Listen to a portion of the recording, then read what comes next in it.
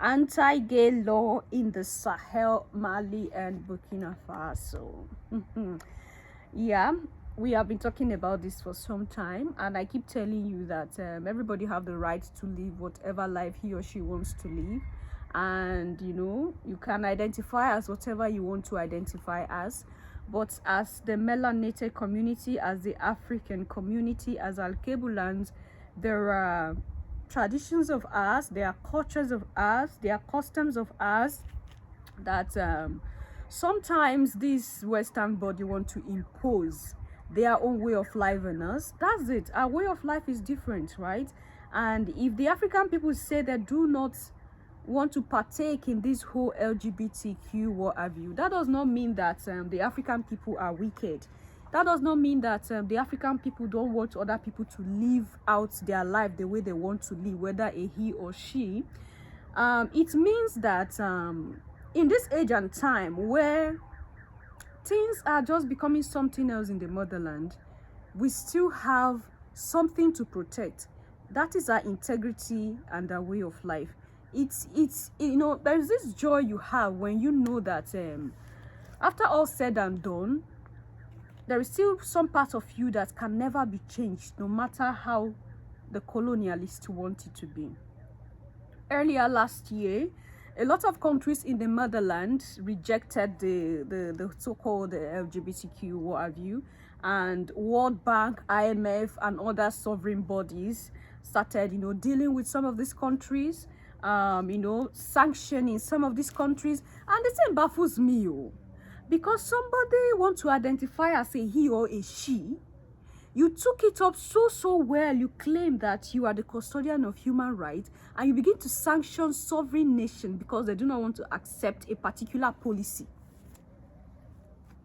And I was asking myself, what does LGBTQ has to do with the relationship that a sovereign nation have with these international bodies?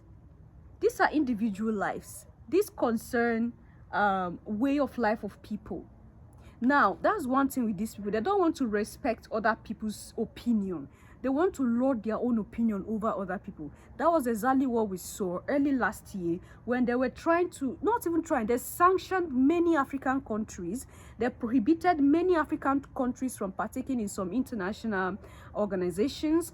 They refused to give loans to many African countries that applied for loans. And that one, it sweets my stomach because I don't see why we're even going to collect loans. I don't see, because these loans are traps. So they refuse to give out loans. They try to make it so difficult for some African countries, citizens that want to travel out, just because these countries have refused to pass the law or pass the bill for LGBTQ. And the Sahel was one of them.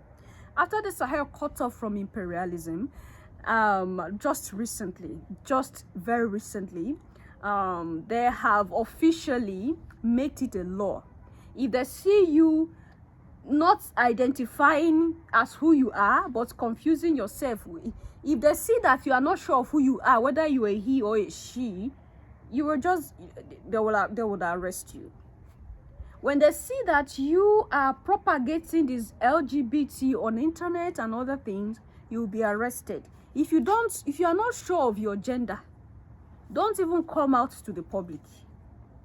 If you are not sure whether you're a man or you're a woman, don't even come out to the public. And they have made this a law. They've passed it.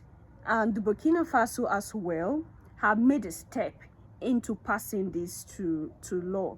And some Europeans are uneasy about these things. Some Europeans came out making videos. The Sahel have been unstable. The Sahel have rejected a lot of help. The Sahel have sent out soldiers that are there to help them, and now they are trying to make it forbid LGBTQ liberty. They are trying to do this. Can you leave your LGBTQ in your developed countries and leave our poor wretched country alone? Can you do that? Homosexuality and LGBT practices will be illegal in the country of Mali in Africa. The military leadership, which took over in a coup 3 years ago, is likely to get the legislation from their parliament and pass this bill. Now, Africa is a place where homosexuality and other LGBT activities are banned in many countries. Around 34 African countries ban those practices. Burkina Faso has recently also brought laws in to do the same. Now, this is a U-turn for the country which hadn't previously done this. Mali is a troubled country after the military junta took over. There's also been jihadi insurgents in the country attacking Christians. Do you see the kind of narrative that they are beginning to send out there to the world? That Mali is a troubled country and that they are attacking Christians in their countries. Come on. Like, how do some of you think? I don't understand. How do you think? The predicament that Mali and Burkina Faso is under today, the whole Sahel, the situation they are in today, is caused by your leaders, the European bodies and the American bodies. You are calling Mali a trouble country today. Why is Mali a trouble country? Mali has now become a trouble country because Mali has decided to stand up for herself. The Sahel have become a trouble country because the Sahel have kicked out the hold of imperialism on them. So they are now a trouble country. You see the narrative that they are sending out there? They are making it look like there are no Christians living in Mali. They want to turn this whole thing to religious war. Recently, I think I've been telling you that religion divides us. Religion separates us. Most of you don't like to hear it. You see, they have started turning this into a religious war now. Mali have citizens to protect. Whether the citizens are Christians or they are Muslim, they don't care. What they care about is, these are Malians, these are Al-Kabulans, these are Africans, these are my people. I need to protect their interests. There's nothing like whether this one is a Christian, this one is a Muslim. The Western world that claim that they are civilized, they have started. They want to turn all this thing to religious war now. So other Christian countries around the world will begin to hate on Mali and be praying to their God for their God to come and destroy Mali. When Mali is putting in every effort to secure their country again after the destruction that these so-called people, these so-called godly people have done. That's why I said this thing is a whole lot of things going on around there in the world. A lot of times we hear informations, a lot of times we hear news about how this thing is happening, how that thing is happening. The mainstream media have done a lot of havoc to us than good. Do not get it twisted. They do good things. They tell you what is happening. But a lot of times when it comes to Africa, the information that is passed out there becomes twisted. Why is it twisted? Because there is a narrative they want to push out to the world. They have successfully made the world hate Africans. They have successfully made the world hate on the melanated communities. Because of narratives like this. Because of informations like this. Yes, Mali have refused LGBTQ. It's not just Mali. Like he said, over 34 countries have refused it. Even with the sanctioning, even with the prohibitions, even with the dealing with they've refused it. There are African countries that accept. Why not talk about those countries that accept your LGBTQs? There are some few African countries that accept. We have South Africans who accept LGBT. You didn't talk about it and praise their government for accepting your LGBT. Now you're trying to create a narrative to say that Mali is a trouble nation. So any nation that have refused the imposition of Western bodies is a trouble nation. Is this how you see? Is this how you explain, or is this your own explanation of a trouble nation?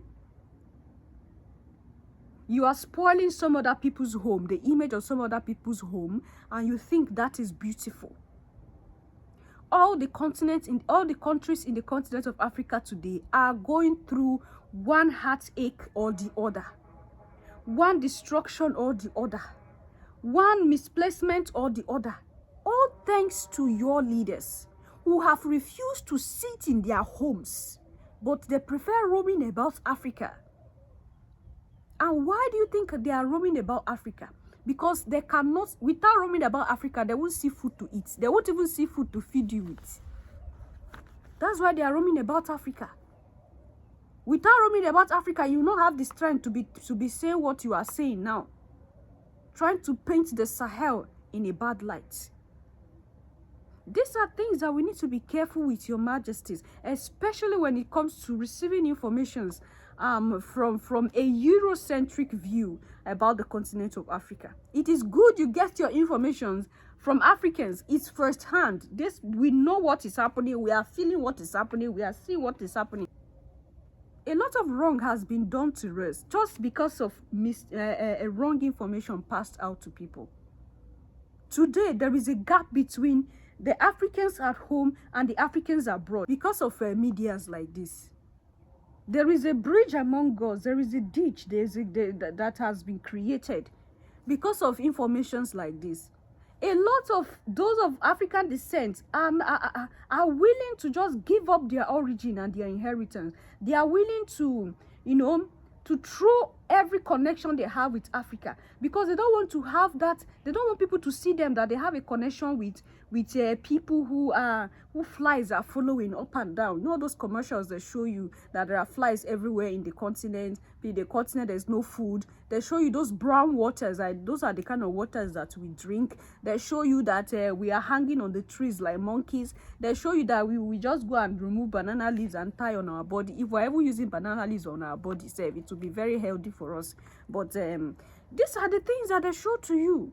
So you feel so ashamed of your origin. You don't want anything to connect you with those people that they are showing in commercials that they are looking so dirty and moving up and down naked. This is what mainstream media does. Sending out information, demonizing the continent, destroying the image of the continent. And if we do not say anything about this, this will continue. And enough is enough. Yes, Africa do not accept LGBTQ.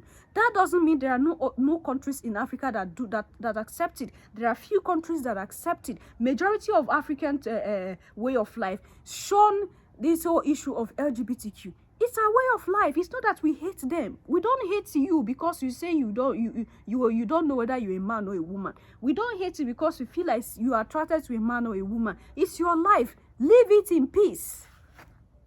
And allow us to live our life the way we want to live it. Do not impose your way of life on us. You see, this thing is all rooted even in the religion. Europe and America like imposing. They like imposing their way to other people. They come and tell you, your way of worshiping the Creator is no good. Use our own way. They have forced it on us. You people have changed us. You have changed us to become what we are not. And now we are trying our best to return back. You still want to force us to accept something that you do? It's not going to happen that way. Leave your thoughts and opinion there at the section, and I'll see you in my next one. Until then, love yourself, love others. Stay safe, stay positive. Always, Your Majesties. Bye for now.